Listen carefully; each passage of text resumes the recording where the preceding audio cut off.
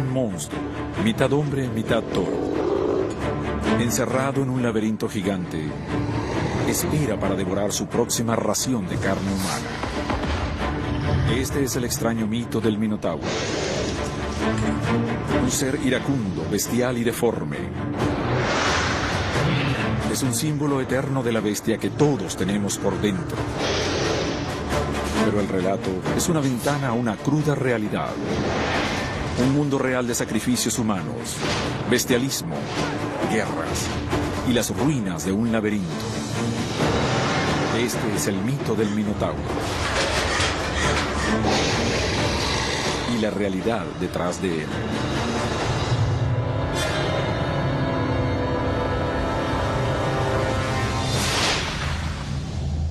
Detrás de usted se cierra un portón. Frente a usted hay un oscuro laberinto de corredores. El hedor a muerte es insoportable.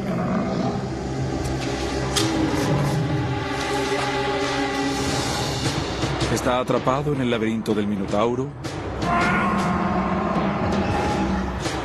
y no tiene escapatoria.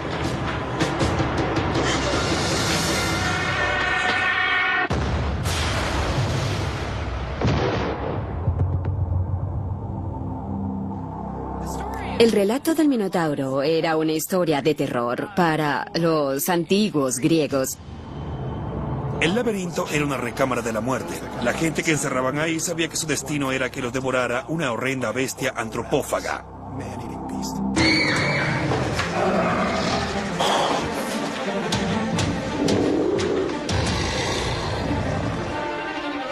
Este ser mitad hombre y mitad animal te desgarraba a pedazos y te devoraba.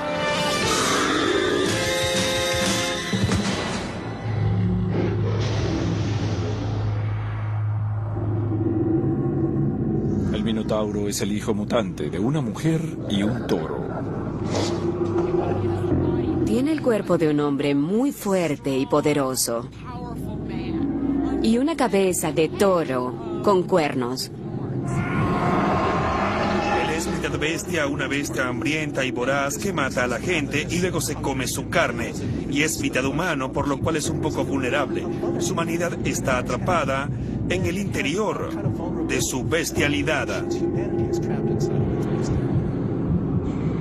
En el fondo, este mito representa la batalla entre la razón y el salvajismo, entre el orden y el caos. Los antiguos griegos que contaban la historia se preciaban de ser civilizados. Los griegos estaban convencidos de que la razón humana lograba muchas cosas. Pero el Minotauro era enemigo de la razón. Era un símbolo de los instintos animales atrapados dentro de todos los hombres. El Minotauro, el monstruo, era esa parte indomable de la naturaleza que los griegos intentaban dominar. Era lo único que no podían controlar.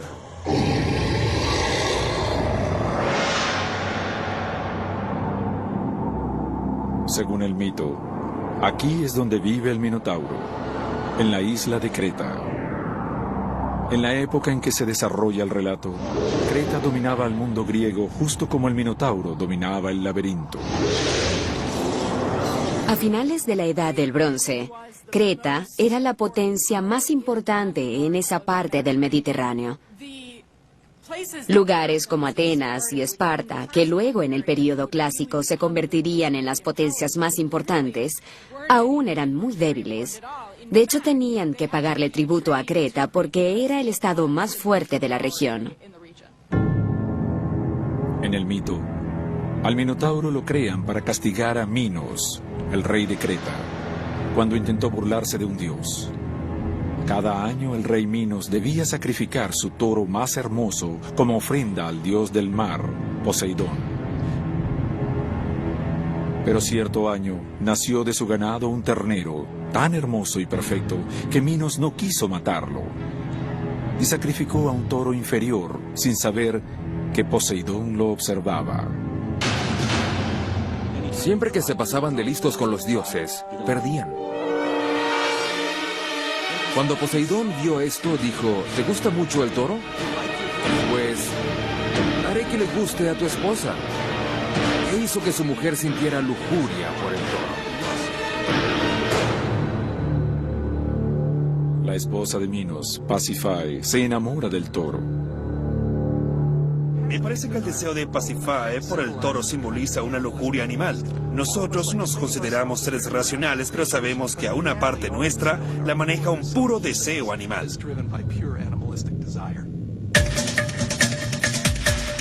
La reina urde un complicado plan para seducir al toro. Se mete en una vaca falsa que coloca en el prado donde pasta el toro y lo espera.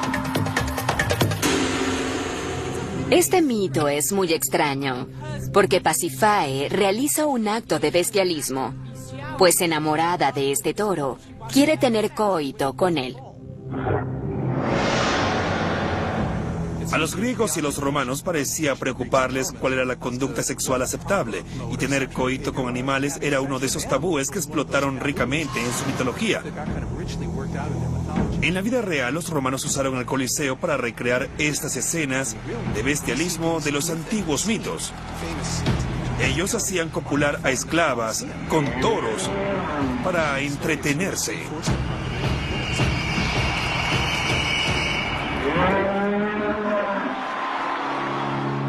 En estos espectáculos, los antiguos solían representar al mítico encuentro de la reina Pasífae con el toro. En la historia, la estrategia no tarda mucho en tener éxito. El toro la espía y al sentir deseo la monta. 9 meses después nace el Minotauro.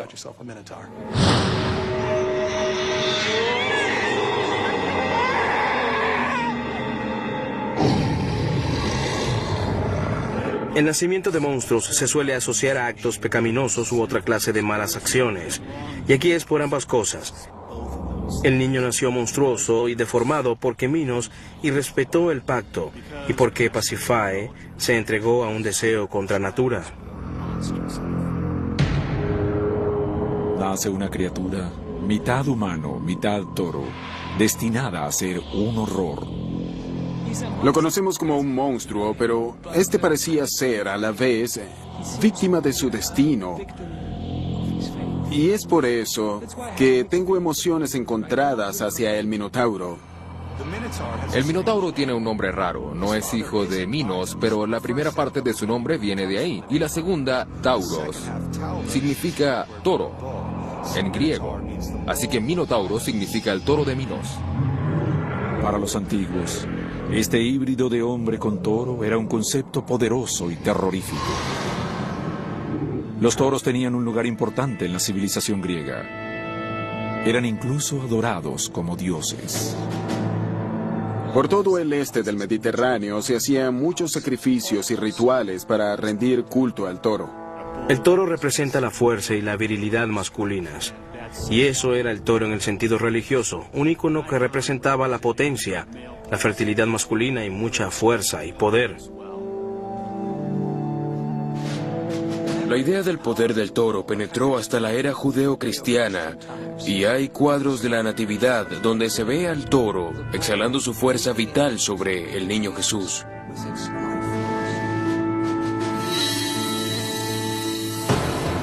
Según el mito, el tirano Minos se enfurece cuando nace el Minotauro y decide emplearlo como arma contra aquellos que osen enfrentar su poder. Se le ocurre un siniestro plan: hacer la prisión más terrorífica del mundo y volver a su hijastro su carcelero antropófago. Ordena su construcción a Dédalo, el hombre más ingenioso de Minos. Dédalo es el constructor más famoso del mundo antiguo. Es un Thomas Edison y un Frank Lloyd Wright, unidos en un solo hombre. Es capaz de construir hermosos monumentos y también hacer máquinas voladoras, maravillas de la tecnología antigua. Dédalo diseña una prisión sin celdas. Será simplemente un gigante enjambre de corredores tan vasto, tan imposible de recorrer, que incluso él mismo casi queda atrapado en su interior. Y en el centro estará el monstruo, esperando a sus presas. Sus corredores y escalinatas producían un efecto extraño o místico en virtud del cual el que lo recorría se confundía tanto que pronto dejaba de saber dónde estaba. Oscuridad, desorientación, muerte. Este laberinto mítico habría sido terrorífico. ¿Pero fue acaso más que un simple mito?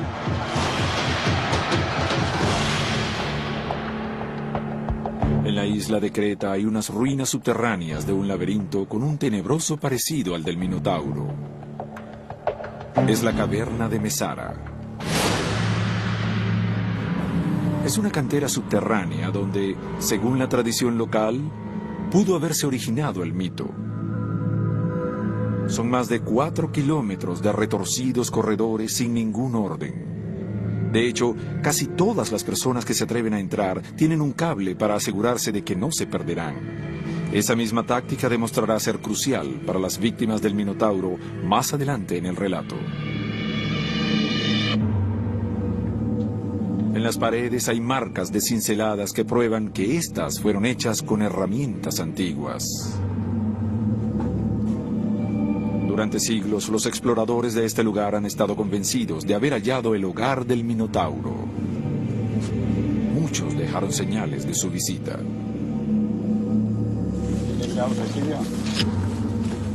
Hoy en día, hay quienes aún asumen el reto de recorrer el laberinto. Su objetivo es llegar hasta esta sala central, donde se dice que vivía el Minotauro. Vienen aquí a vencer sus miedos y si ganan, lograron su misión.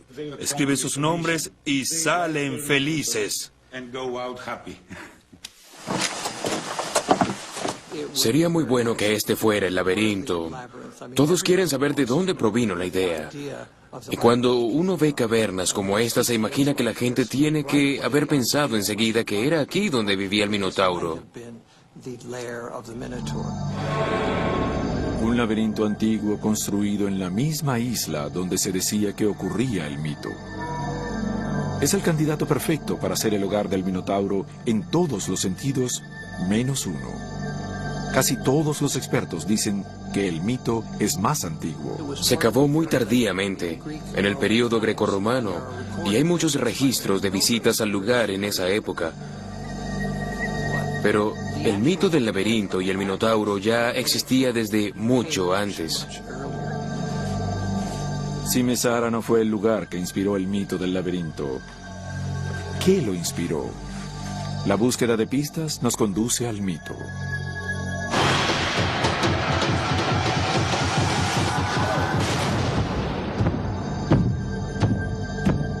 Luego de haber terminado su horrendo laberinto, Minos, el rey de Creta, comienza a buscar víctimas.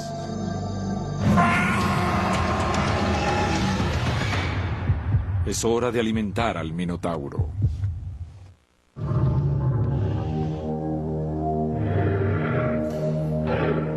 Según un antiguo mito, en la isla de Creta vive un monstruo, mitad hombre, mitad toro, que patrulla hambriento un tenebroso laberinto. Este es tan confuso que su mismo constructor casi queda atrapado dentro. En su interior, el Minotauro espera por sus primeras víctimas, ansioso de devorar carne humana.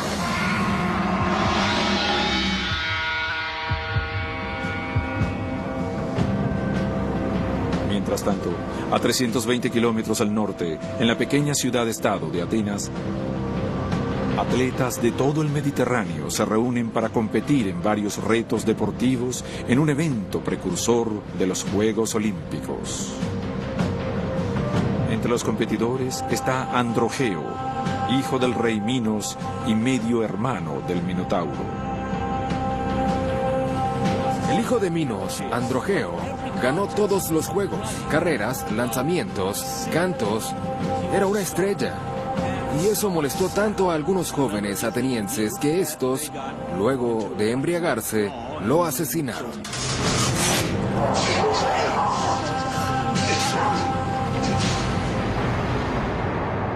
Asesinan al hijo de un rey a sangre fría. Esto significa la guerra. Cuando el rey Minos recibe la noticia, lo invade el dolor y la rabia, y se le despierta una gran sed de venganza. El rey Minos decide castigar a los atenienses de la peor forma posible. Hará que los devore el Minotauro. La armada cretense arroja anclas en Atenas y manda un ultimátum. Minos les exigió que le enviaran 7 jóvenes vírgenes de cada sexo para arrojarlos en sacrificio al Minotauro. Los vírgenes eran muy preciados en el mundo antiguo, porque se creía que por su pureza estaban más cerca de los dioses. Los embarcaban en una nave que los llevaba en condiciones sumamente degradantes hasta Creta. Y mientras lloraban desconsoladamente, los hacían entrar al laberinto, donde eran devorados por el monstruo. Así lo dice el mito. Pero ¿qué conexión tiene con la realidad?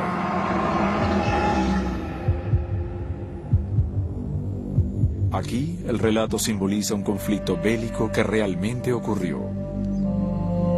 La lucha épica entre una potencia en decadencia y un estado emergente. Desde los inicios de la historia griega, Atenas era enemiga de Creta, pero la poderosa armada cretense le confería a esta una ventaja decisiva. Tanto en el mito como en la realidad, eran un David contra un Goliat. El mito del Minotauro es un claro simbolismo de hechos históricos. Creta era una civilización poderosa y dominaba sobre las ciudades-estado de la Grecia continental. Esta atroz exigencia que hace Minos no es más que un reflejo del dominio cretense en toda esa región.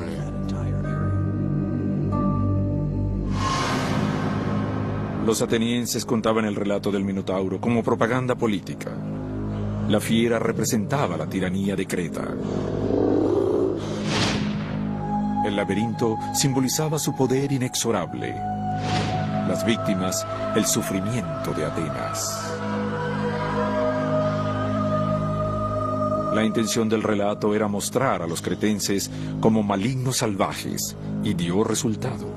Para los mismos griegos, quienes embellecieron la historia a través de los siglos, era una prueba muy importante de que ellos, sus dioses y su pensamiento racional eran superiores a los cretenses, sus toros y sus monstruos.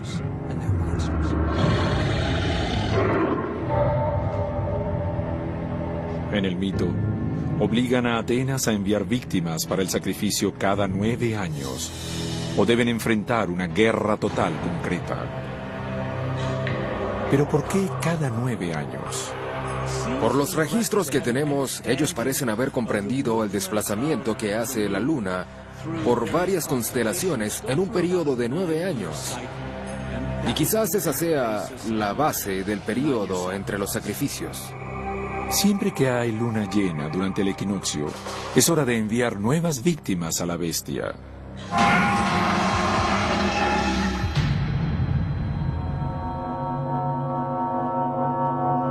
Cuando encierran a las primeras víctimas dentro del laberinto, ocurre un evento determinante en otro extremo del mar. En un pequeño reino a 80 kilómetros de Atenas ha nacido un niño. Se llama Teseo. Es uno de los primeros grandes héroes de la mitología griega. Está destinado a retar al Minotauro. El nacimiento de Teseo es de la mayor importancia para la identidad nacional ateniense. Teseo pertenece al orden de los primeros héroes. A estos se les caracterizaba por su gran fuerza, valor e inteligencia.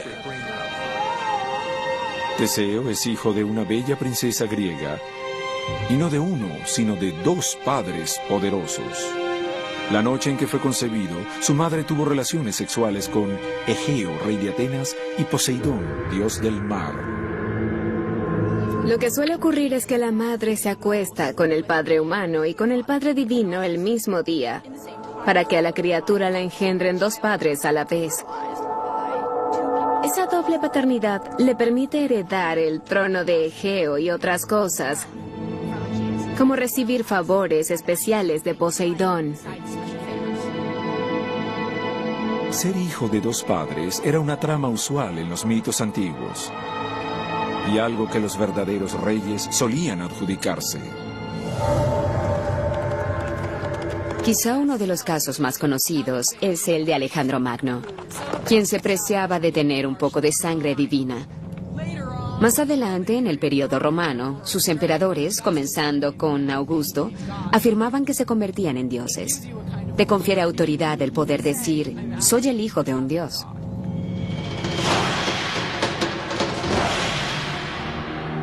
Según el mito, cuando nace Teseo, Egeo entierra sus sandalias y una espada bajo una inmensa piedra. Le dice a la madre de Teseo que cuando el niño pueda levantar la piedra, podrá reclamar su lugar como príncipe de Atenas.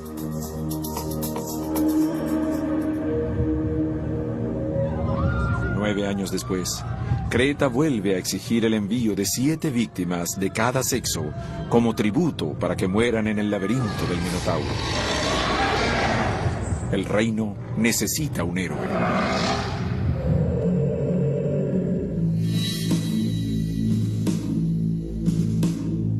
La tercera vez que Creta exige su tributo, Teseo está listo.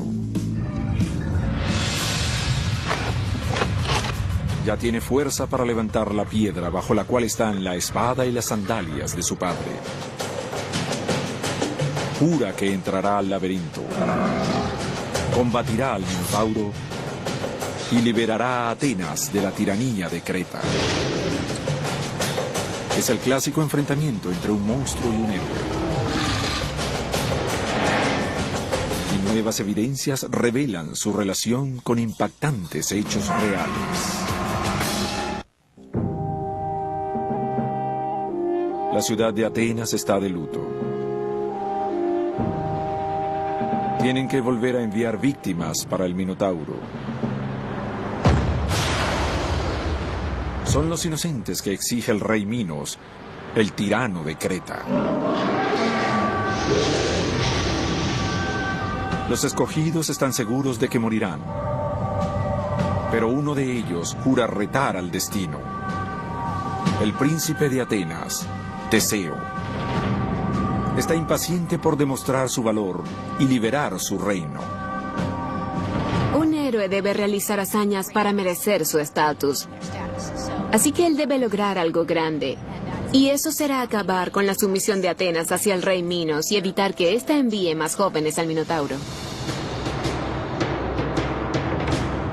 Está preparado el escenario. Pelearán Teseo, símbolo heroico de lo mejor del hombre, contra el Minotauro, reflejo bestial de lo peor del ser humano.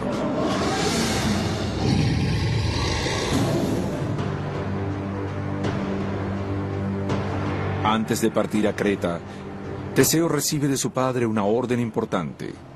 Si logra regresar a Atenas, debe usar velas blancas en vez de las negras.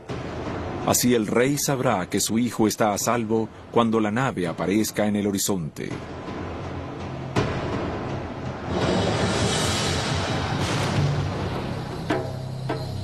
Según el mito, Teseo se dirigía hacia acá, Nosos, la capital del rey Minos y los cretenses.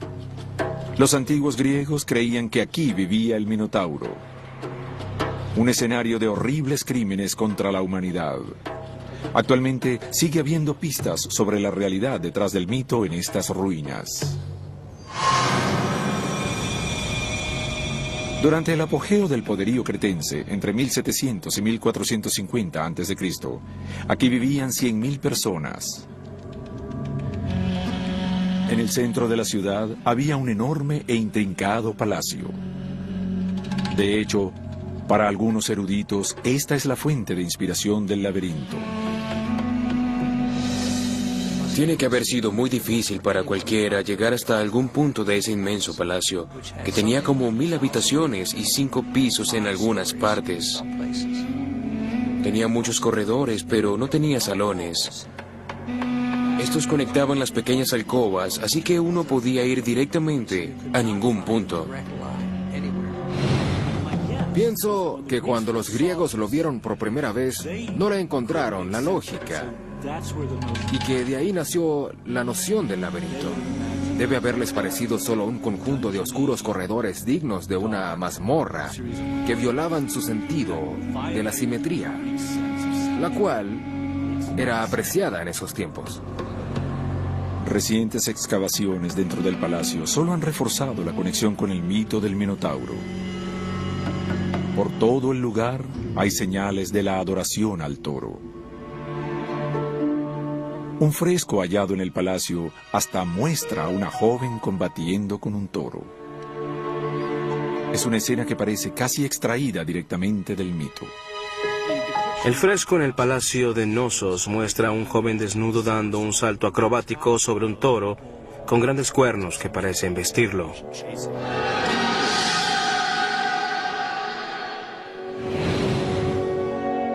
Un palacio antiguo que parece un laberinto repleto de objetos con imágenes alusivas a los toros. No es difícil ver cómo este lugar pudo haber inspirado al mito, pero los vínculos no terminan ahí.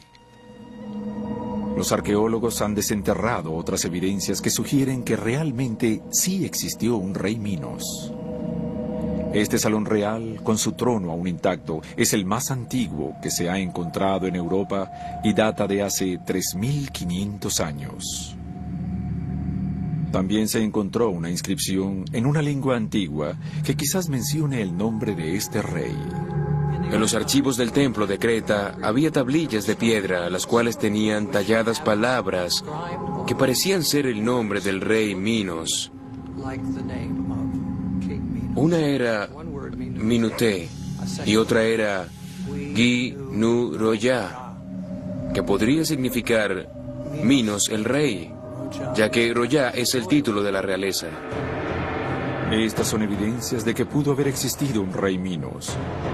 Pero el vínculo más interesante con el mito del Minotauro apareció en otra tablilla hallada en el lugar. Describe una ofrenda a una tal Señora del Laberinto. Tenemos aquí una referencia escrita al laberinto del Minotauro. Es una conexión inequívoca entre la ciudad de Knossos y el mito. Pero ¿quién era esta señora del laberinto? Su identidad es un fascinante misterio. Para los expertos en la materia, era una mujer importante en el palacio, una alta sacerdotisa, o quizás hasta la hija del rey. En el mito, la hija del rey Minos es Ariadna, y juega un papel importantísimo en lo que queda del relato. Ignoramos quién fue la señora del laberinto, pero quizá haya sido Ariadna, ya que ella tenía la potestad de ser la sacerdotisa del templo por ser la primera hija del rey Minos.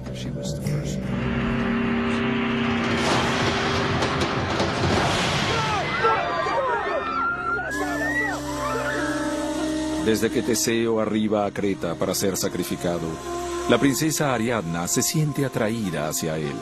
Ariadna, al ver el porte Teseo, su valor y su mirada inmutable, se enamora locamente de él. Su amor por Teseo la domina y enseguida decide que va a ayudarlo porque no quiere que muera en el laberinto como quieren los otros. Pero Ariadna debe actuar rápido. Recurre a Dédalo, el arquitecto del laberinto, y le ruega que le explique cómo salir de este. Dédalo le da un ovillo o bola de cordel, como aparece en algunas viejas traducciones del mito. Esto se lo da Dédalo a Ariadna para que sirva de pista. Y Dédalo le dijo, ¿por qué no usas una bola de cordel? Ata una punta a la puerta y lo vas desenrollando al meterte en el laberinto. Al llegar al centro sabrás por dónde volver al seguir el cordel. Hemos seguido usando cordeles de la exploración submarina. Los buzos atan el extremo de un cordel a la entrada de un naufragio o de una cueva. Exploran y regresan siguiendo el cordel. Lo que los griegos tenían en su más alta estima, la razón, es lo que resuelve el problema. Hay una respuesta simple a lo que parecía una situación imposible.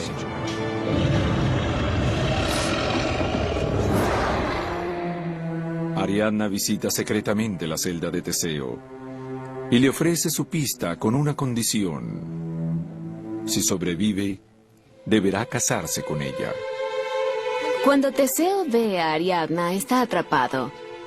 Irá al centro de un laberinto donde lo espera el Minotauro para devorarlo. Y cuando Ariadna le ofrece ayuda, no tiene mucha elección. O le hace caso o corre un riesgo. Y él no se va a arriesgar.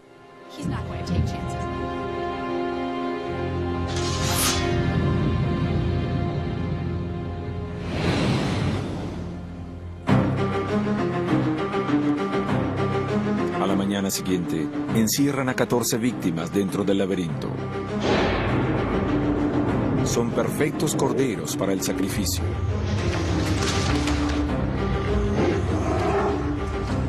Con la bola de cordel en la mano, Teseo penetra en el laberinto. Teseo ata el cordel a la puerta y comienza a caminar paso a paso por ese túnel oscuro y húmedo. A Teseo lo ofrecen como sacrificio humano. Un concepto que hoy en día nos cuesta comprender. Pero hay pruebas de que los cretenses no solo sacrificaban a seres humanos, sino que quizás también se los comían.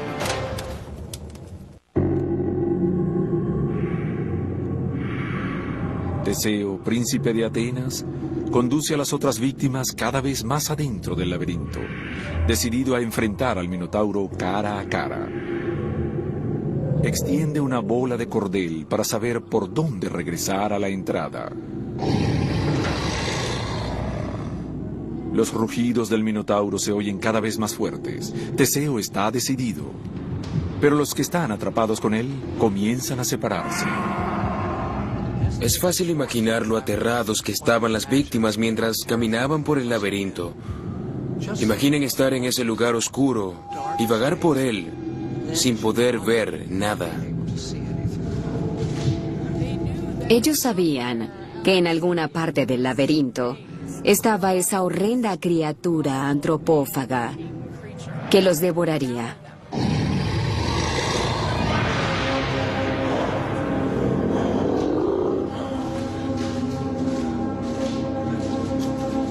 Uno no sabe en qué punto va a encontrarse con el monstruo.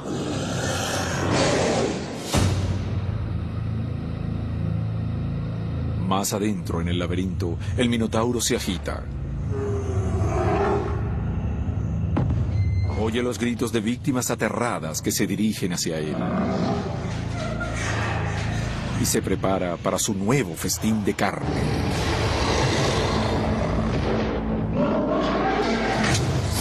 Este es el enemigo que Teseo debe vencer para librar a Atenas de la tiranía cretense. Eso dice el mito. Pero ¿qué relación tiene con la realidad?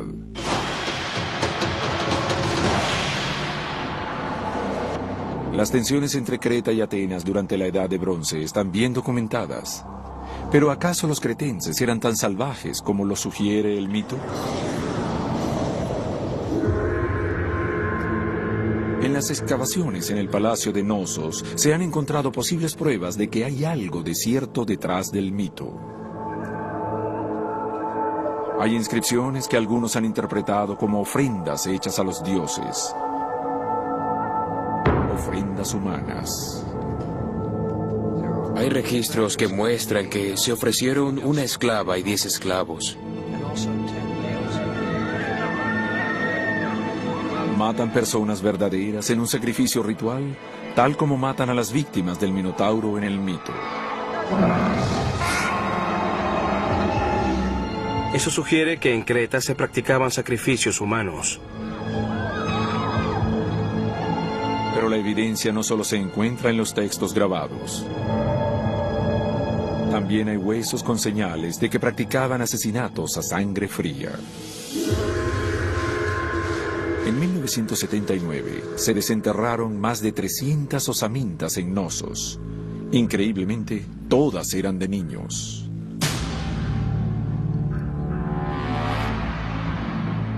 El 25% de estas tenían marcas de cortes con cuchillos afilados, de los que se usarían para sacarle la carne a un hueso. Los huesos tenían marcas de cuchillos, marcas de cortadas a los lados, de manera que es difícil eludir el hecho de que había matanzas y de que quizá hasta hubiera antropofagia. No sé de qué otro modo interpretar evidencias así. También en la misma área se encontraron huesos de ovejas. Todos estaban cortados de modo semejante. Estas marcas de raspones se parecen mucho a las que causan los carniceros en los animales que se preparan para el consumo. Esto sugiere que los cretenses no solo sacrificaban seres humanos, sino que también se los comían. ¿Es el gusto del Minotauro por la carne humana un mensaje codificado de que había antropofagia en Creta? Es el crimen más repugnante y aborrecible que uno pueda imaginar. Es un modo perfecto de satanizar a alguien. Podemos imaginar a los griegos contando cómo sus enemigos, los cretenses, no solo eran malos, sino que también eran monstruos y antropófagos.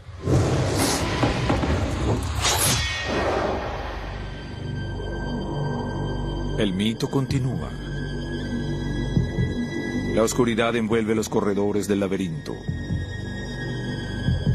Para Teseo es imposible ver hacia dónde va. Pero oye los gruñidos del Minotauro cada vez más altos. Estos lo orientan. La bola de cordel es más pequeña. Tiene una cuarta parte del tamaño que tenía cuando Teseo entró al laberinto.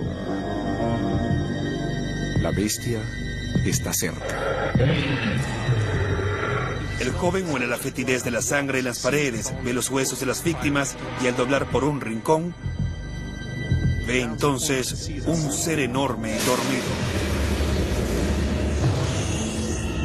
Hasta el aliento del Minotauro lo llena de miedo, pero esta es la diferencia entre un héroe y un hombre común. El héroe siente el miedo, lo domina e intenta una hazaña.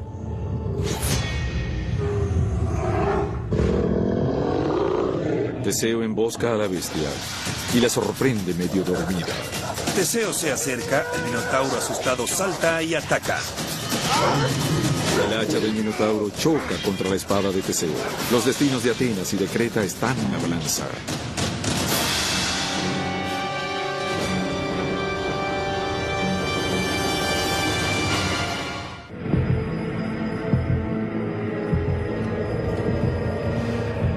En las horas previas al crepúsculo, sonidos de lucha atraviesan la noche. Dentro del laberinto, Teseo tiene acorralado al Minotauro. Este le salta encima, lo ataca.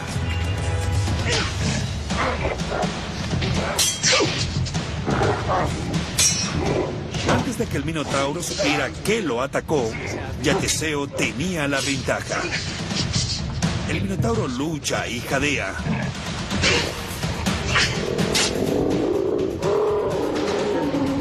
El héroe da la estocada mortal.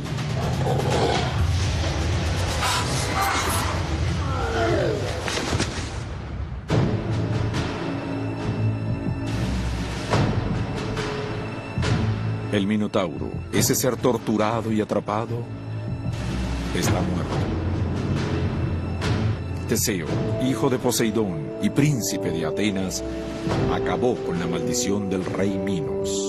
Imaginen cómo latía su corazón con la adrenalina y cómo se vio cubierto con la sangre de la bestia y de aquellos que ésta devoró durante años. Las fuerzas de la razón que Teseo encarnaba superaron las fuerzas de la irracionalidad representadas en el Minotauro. Pero no es el momento de celebrar su victoria. Se acerca el amanecer. Teseo necesita moverse rápido si quiere salvarse de la ira del rey Minos. No todo termina cuando él mata al Minotauro, porque Minos obviamente enfurecerá. Así que Teseo debe volver sobre sus pasos en el laberinto y embarcar.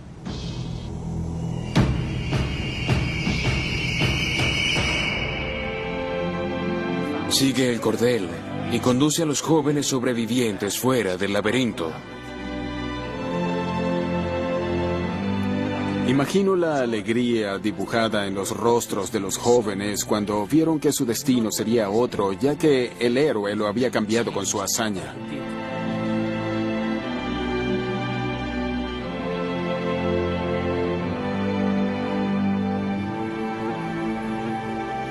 Ariadna, la princesa de Creta, pasó la noche en vela en espera de noticias de Teseo. Él le hizo la promesa de desposarla si sobrevivía al Minotauro, y ella está decidida a hacer que la cumpla. Justo al amanecer, se unen y parten en el barco hacia Atenas. Es un momento decisivo en la mitología griega. Cuando Teseo masacra al Minotauro, la acción es un acto simbólico en el cual un héroe finalmente libera a Atenas del yugo de Creta. Es un símbolo de un triunfo de Grecia sobre Creta. Un símbolo del valor y el ingenio humano. Así que todas estas historias inspiraron a los ciudadanos jóvenes a ser leales a su país, a sacrificarse por la gloria de su ciudad y a terminar convirtiéndose en ciudadanos genuinos de una ciudad democrática. Teseo parte a su hogar hecho un héroe, pero su viaje terminará en tragedia. Cuando zarpó a combatir al Minotauro, le había prometido a su padre terrestre, el rey Egeo, que llevaría velas blancas y regresaba con vida para mostrar su victoria. Durante meses, Egeo se paró cada mañana en un acantilado esperando señales del navío. Pero cuando éste finalmente apareció en el horizonte, sus velas eran negras. El rey está inconsolable. Piensa que a su hijo lo ha devorado el Minotauro. El dolor lo hace saltar a la muerte por el acantilado. Hasta hoy en día, a ese mar se le llama Egeo, en honor al padre de Teseo. El mito no explica por qué Teseo olvidó izar las velas blancas, pero al final el relato original parece sugerir que se debió a una despreocupación atribuible a su juventud.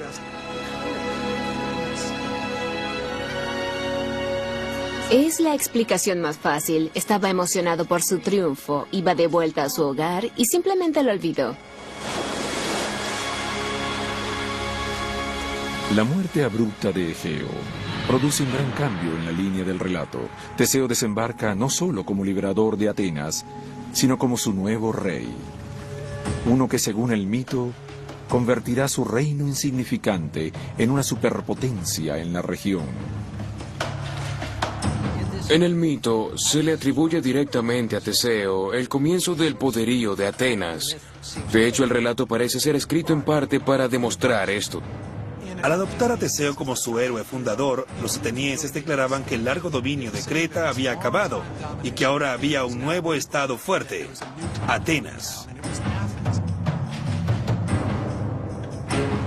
Atenas pasaría a convertirse en la ciudad-estado dominante en el mundo griego, mientras Creta colapsaba y era conquistada. Y a pesar de que ambos reinos desaparecieron ya hace siglos, el mito de Teseo y el Minotauro aún sobrevive.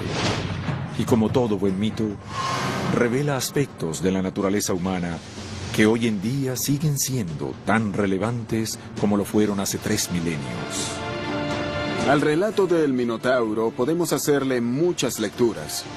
El laberinto puede representar la mente humana, un lugar oscuro que exploramos constantemente al estar conscientes, nuestra naturaleza animal, la naturaleza que nos hace matar. Estos mitos nos revelan de forma única y poderosa aspectos nuestros que de otra forma ocultamos, necesidades, deseos y modos ocultos en los cuales lidiamos con el mundo y las luchas más elementales de la experiencia humana.